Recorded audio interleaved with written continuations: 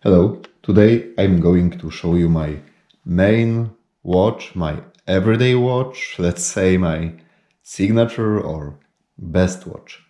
It's a popular model, Seiko Prospex Alpinist, so I'm not going to break down all the dimensions, all the specifications of this model. You can check it on the internet if you want to know more. Let's focus on practical aspects of choosing this model, and I will tell you why exactly this model with green face, golden case, or as I prefer to say, envelope, etc. It comes with a brown strap in this version, but this is actually the original strap. This one is a replacement strap, doesn't come with the watch itself. I bought it separately and I will tell you why. Some interesting fact, many Japanese watch manufacturers, and Seiko is a Japanese brand in fact, install the watch straps, we could say upside down.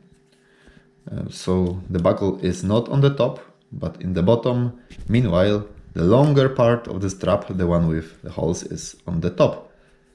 I just prefer this setting just because I got used to it way more, but there's no issue with installing your strap upside down if you prefer to. First of all, the original strap has this butterfly buckle, which is a little bit thicker than this simple buckle, also a little bit less comfortable, at least in my case. It has nice opening, really easy to use, but the thing is, I prefer something more traditional. First of all, the thickness and the fact that this piece of metal sets the watch not in the center of my wrist, but a little bit offset. I also miss, just visually, this bar we usually have when we wear watches with traditional buckles. Even though we have a pin here, which allows us to adjust the length, I prefer to have this simple buckle. Another aspect is I like this leather. It's quite elastic and soft. This one is more stiff, but I prefer the stitching, which is not only horizontal but also vertical, like here. Why?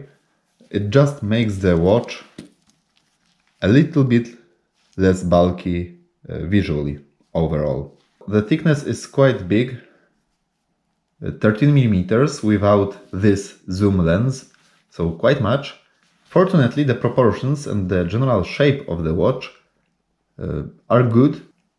Don't make the watch looking too much thick and bulky. However, I prefer to just make it even more visually flat. It's not a dress watch. I treat it as an everyday watch. But still, I don't want it to stick out too much on my wrist. Well, what's more about this strap? It's dark brown, like the original one. I like the set of colors here, but I put a little bit of black shoe polish in the middle of the strap. I made the stitching looking not as bright. Now it's not white anymore, it's a little bit darker. Also, I achieved some visual effect of worn out, smoky leather. It's not worn out much, it's quite durable in my opinion. Some people say you shouldn't wear leather straps every day, at least not the same one because of the humidity from your sweat, from the environment. It will be worn out too quickly. This one looks durable. I worn it already quite long and nothing happens. Of course, for sports watches, diving watches, if you really dive with it, better choose some nylon strap or a bracelet. This buckle was not attached to this strap originally, but as long as we have golden color case, I needed to attach some golden color buckle as well. And please take a look at that. Here we have the center of the buckle brushed and matte, as well as this ring around the face of the watch and the front side of the lugs. The sides of the case are polished, as well as the sides of this buckle. So in my opinion, it matches. Why I chose this particular model in this set of colors? I know there are white metal ones, this one is golden color. So first of all... A złoty zegarek też masz?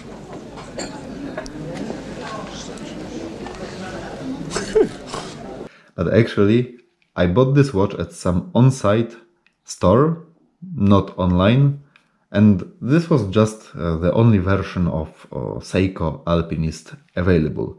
I didn't come there to buy this watch. I was thinking of buying some small diameter diver. I almost had my mind set, but I saw this one on a shelf and I realized I don't need another diver. I will choose probably this one over it.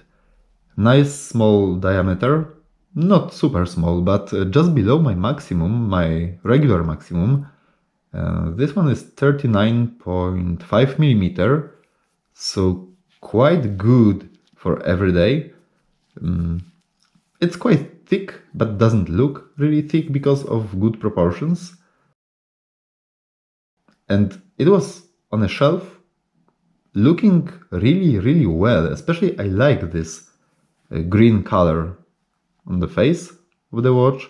Some people prefer maybe blue one, but I'm a big fan of this green one. And this is what grabbed my attention there. I went home, I checked the diameters, all the dimensions, the features, specifications of this watch online. I watched and read few reviews, and next day I came back to the store to buy this very exemplar. Well, it's usually around $1,000 watch, but I got nice discount.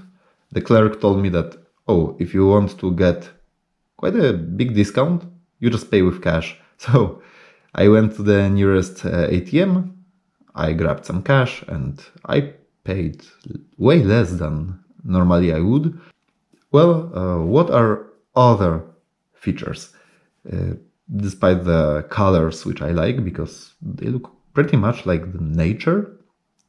I like outdoor activities, so, well, green, gold, brown are nice. We have the date dial here with Rolex style lens, which helps us when we want to read the date quickly in everyday situations, as it's my everyday watch.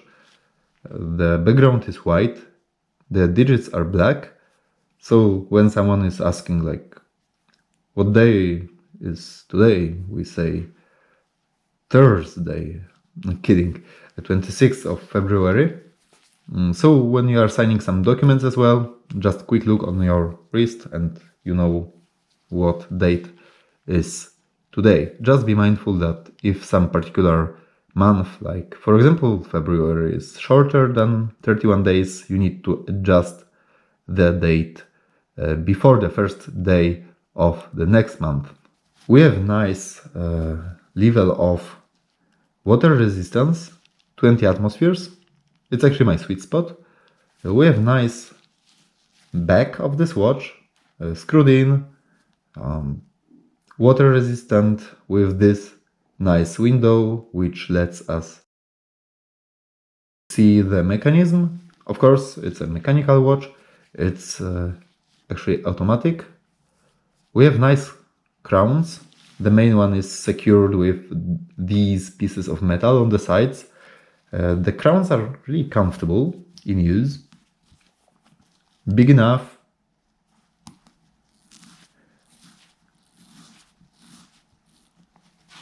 They work well. This one is screwed in, so it also secures the level of this watch of being water resistant.